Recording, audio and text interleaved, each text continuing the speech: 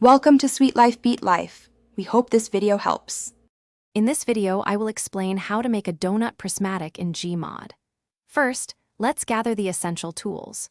A prismatic effect makes objects shimmer with a beautiful, shifting rainbow of colors. To achieve this, you'll need a program called VTF Edit for material creation and a submaterial tool add-on within Gary's mod. This guide will walk you through the entire process, from preparing your material to applying it in-game. Next, we'll create the prismatic material itself. Start by finding or designing a seamless rainbow texture image. Then, open VTF Edit and import your image, converting it into a VTF file, which is a texture format Gmod understands. Crucially, you'll then create a VMT file defining how this texture behaves. This file will specify a shader, like Vertex Lit Generic, and link to your VTF, enabling the rainbow effect. Now it's time to bring your prismatic donut to life in Gary's mod. First, spawn your chosen donut model into the game world.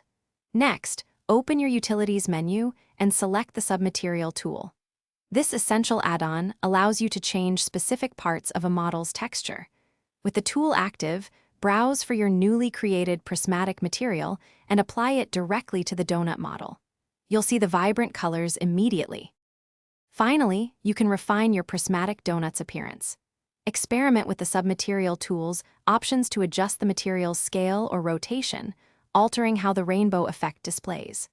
Once satisfied, save your customized donut as a prop to easily spawn it again later or share it with friends.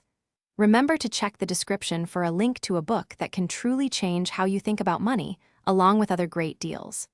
Enjoy your dazzling creation. Thanks for watching. Consider subscribing if we helped you.